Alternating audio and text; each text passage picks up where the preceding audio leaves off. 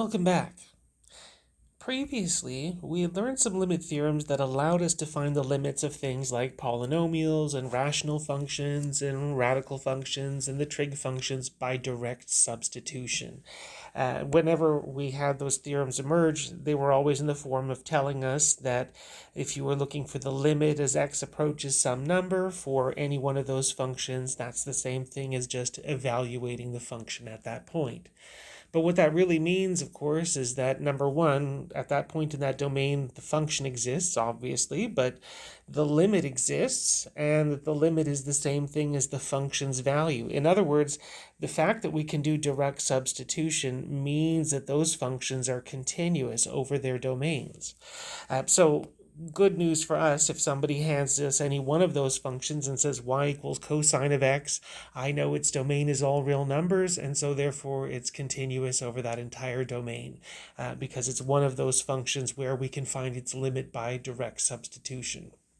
But further good news, we have this theorem, the properties of continuity, that tells us that if we combine two continuous functions in a number of ways, we can get a new continuous function. So we've got two functions, f and g, that they're both continuous at the same point. And if we look at a scalar multiple, our function times a constant, or adding the two functions, subtracting them, multiplying them, or dividing them, provided what you're dividing by isn't zero. If you do any one of those things, then the function that you get is one that's also going to be continuous at that point. So what that also means is wherever f and g are continuous at the same time, f plus g will also be continuous. So for example, if f had a domain that was all the numbers from 0 onwards to the right, and if g was a function that was continuous and its domain was all the numbers that were 7 and smaller, and I were looking at the function f plus g, I would say, well, one function is continuous for all numbers that are 0 and larger, the other one is continuous for all numbers that are 7 and smaller, so when I combine the two functions, I'll get what they have in common. It'll be continuous on all those numbers between 0 and 7, because those will be places where f is continuous, and also where g is continuous at the same time. So for functions that are made out of other functions, added, subtracted, multiplied, divided, all we really need to do is think about when are those individual functions continuous and where do those domains overlap. Okay, so for this example, we're going to look at a bunch of functions, and each function is going to be made out of other smaller functions. And we want to go ahead and state the domain, and then state that the function that we have here, this square root x cosecant pi x, that it's continuous over its domain. So first things first, let's think about the domain for this function, and then we'll get into the showing of it. So number one, I can see that there's a square root of x function in there, so I know for sure x would need to be 0 or larger. I also know that because cosecant has a bunch of places where it has vertical asymptotes, remember cosecant is the same thing as 1 over sine, so anywhere where sine would be 0, cosecant would be undefined. Sine of pi x would be 0 at x equals 0, or 1, or 2, or 3, or -1, or -2, because of course sine is 0 at pi, 2 pi, 3 pi's, and so on. So all those would be places where cosecant is undefined. So I know that for this, x could not be 0 or 1 or -1 or 2 or -2, and so on. So if I combine them, I would say, well, we need x to not be negative. We also need x to not be any one of those numbers. So for my domain, I would say it would be all the real numbers such that x is bigger than 0. So here, when I say x is bigger than 0, I'm automatically excluding 0 from the possible x values, so I don't have to mention it again. And also, x can't be 1, 2, 3, and so on.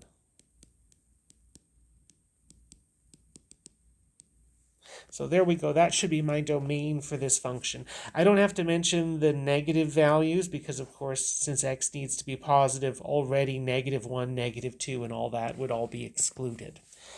Okay, so that's my domain for f of x, and so now I just need to show that it's continuous over that domain, and I'm going to do that by showing that the two functions themselves are continuous over this domain. So I'm going to make my little justification over here where I'll point out square root of x is continuous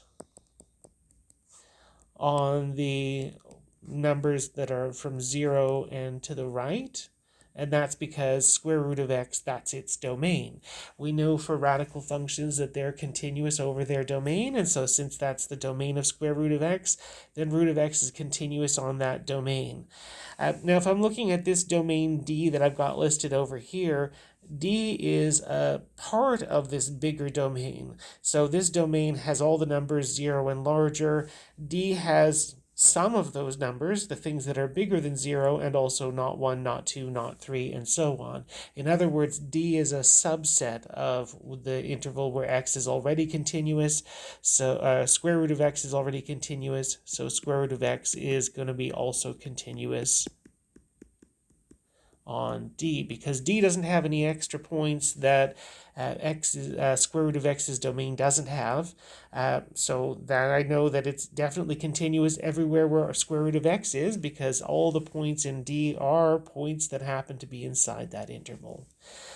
So second thing I'm going to say for the cosecant of pi x, I know cosecant of pi x is continuous on the set of all real numbers such that x is not 0, plus or minus 1, 2, 3, and so on.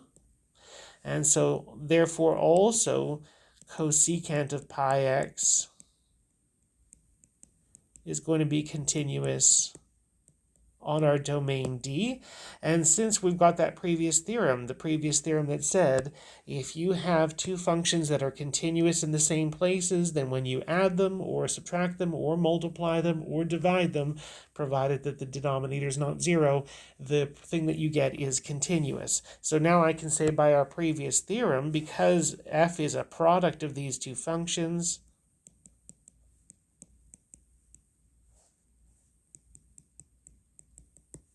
so since it's a product of square root of x and cosecant of pi x, then f is continuous on D.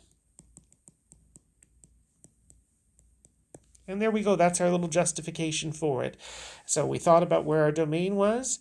Since x, what it's continuous on, contains all those points that D has, and cosecant's domain contains all the points that D has, then they can definitely be continuous at the same time at all those places in D. So f is continuous on D. Okay, one more to look at for added excitement. We've got g of x, and for this one, again, I've got a couple of things to think about. This is a quotient function, so I have to worry about, number one, denominators being 0, so I know that sine of x is equal to 0 at 0 and pi, 2 pi, and so on, and the negative ones of those as well. So I know x couldn't be 0, pi, plus or minus pi, plus or minus 2 pi, and so on.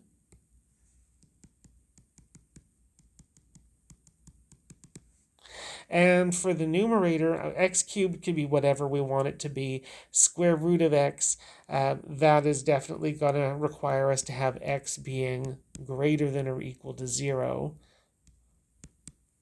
So again, if I'm thinking about my domain for this one, I would say it would be the all real numbers such that x would need to be positive. And again, I'm going to do the same thing. Since I'm excluding 0, I can do that here by just saying x is strictly bigger than 0, and also x can't be plus or minus pi, 2 pi, and so on.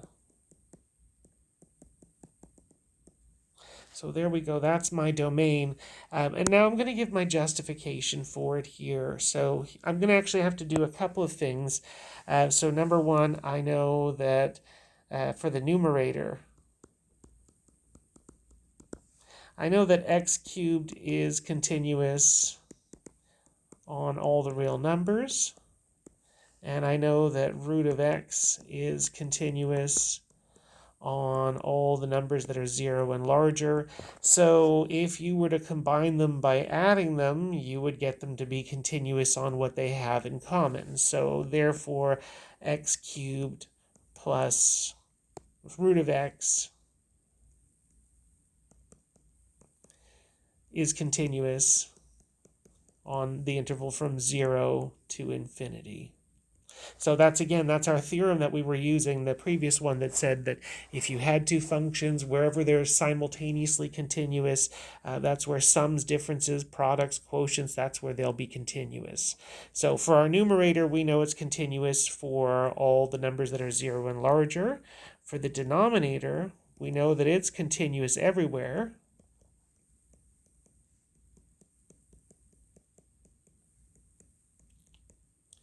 And we also know that it is equal to 0 in a bunch of places, specifically the ones that we listed above. So we also know sine of x is equal to 0 at x equals 0, pi, 2 pi, and so on, plus or minus. So what we had from our previous theorem was, for quotients, a quotient will be continuous wherever the top is continuous and where the bottom is continuous simultaneously, also provided that the bottom is not 0. So what the numerator and denominator, their domains have in common, numerator's domain is everything that's 0 and larger, denominator's domain is all real numbers. So what they have in common are the numbers that are 0 and larger. And of course, we don't want any of the places where the denominator is 0. So therefore, g of x is continuous on our domain D, because that would be the place where it has all the points that they have in common, the numbers that are 0 and larger. But again, once we exclude all those places where the denominator is 0, we're excluding 0 and pi and 2 pi and 3 pi and so on.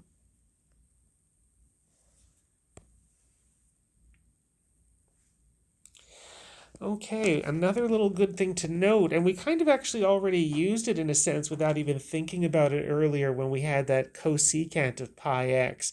I just sort of jumped to it and said, oh, well, the places where it's undefined will be at x is 0 and 1 and 2 and so on.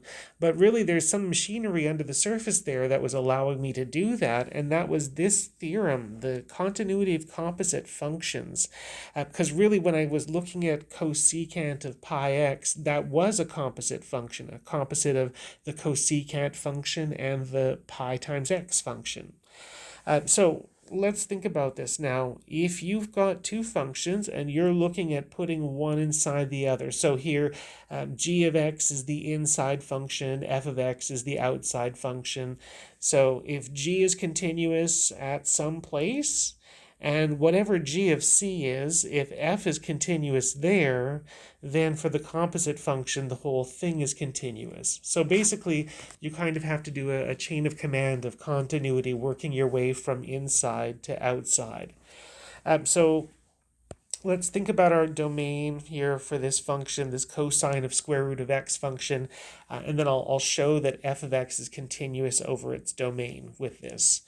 So first off, I know the cosine part, you could put anything inside of cosine. Cosine's domain is all real numbers, but what we're putting inside is the square root function, square root of x. So because of that, I know for my domain, it needs to be all the things that are 0 and larger. If I put anything less than 0, square root of x wouldn't be a real number, and we're only doing real valued functions here. So my domain looks like it's restricted from 0 to infinity. So now here I'm going to show that f is continuous over its domain, and I'm going to do it as the following. I know that the square root of x is continuous on that domain. So that for sure is true, because that is one of the things that we knew for radical functions, that they are continuous over their domain, and for square root of x, that is its domain, so it's continuous over it. So now the next thing I have to think about is, what is the output for square root of x? So in other words, what's the codomain for square root of x?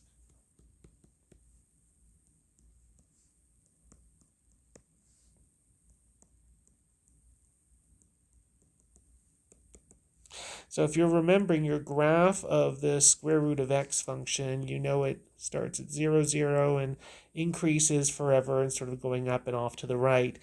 So for its y values that you have, it's definitely all the numbers that are 0 and larger. And I know that for cosine is continuous for all real numbers. So I'm going to make a little note of that. I can say for cosine of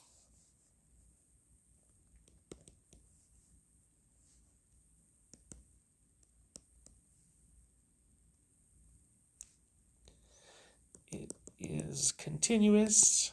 So for cosine of u, it is continuous on all real numbers. So it is continuous on the interval from 0 to infinity, because of course that's just a subset of all the real numbers. So I've written y is equal to cosine of u because I'm going to have u equals square root of x. That's my inside function. So I'm thinking of y is equal to cosine of u, and u being square root of x. That's my sort of chain of command of inside to outside. So what I've shown is that the inside function is continuous at all of these points, and the output that we get from that inside function, that cosine is continuous at all of those places. So therefore, cosine of u, or in other words, cosine of square root of x,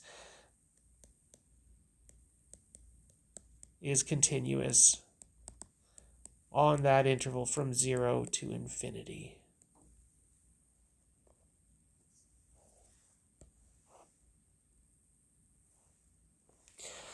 Okay, one last little theorem to look at, the intermediate value theorem, which you maybe have seen in pre-calculus before. Sometimes it gets mentioned. A lot of times when it's mentioned there, it's restricted to polynomials, but actually for the full statement of the intermediate value theorem, it applies to any function that's continuous on a closed interval. So actually anything that is a nice function, you can use the intermediate value theorem. And it's telling you that if you have a function and its endpoints don't have the same value, so it's continuous on some closed interval, f of a and f of b are different, then somewhere, and you can pick any number in between those two values, you're going to have a point inside that interval where f of that point is the number you've picked. So in other words, if I was telling you that I had a function, and that function at point A had a y value of 2, and at point B it had a y value of 7, then I could say that if you wanted to pick any number between 2 and 7, that my function should hit that value somewhere between A and B. So somewhere between A and B, there will be a place where f of x has a value of 3 or 4 or 6.7 or any other number inside that interval. There may be other places other than between A and B where we'll have that happen. So there's not a promise that that's the only place where it'll happen. But it's definitely a guarantee that you will have that happen in at least one place. A lot of times where this gets used is really for locating of x-intercepts, because if you have a continuous function now and you are looking for where is there an x-intercept, and let's say at A you happen to know you are below the x-axis, and at B you know that you happen to be above the x-axis, then somewhere in between you'd have to have the value of 0 happening. In other words, you'd have to have somewhere between A and B an x-intercept. And that's because of continuity. If the function wasn't continuous, you could skip over and have a big hole, and that would be fine. But if you have a function that's continuous, the only way to get from point A to point B would be by crossing through the x-axis at some place or another. So for this example here, we've got this function g of x, and we just want to show that it has an x-intercept somewhere between -1 and 1.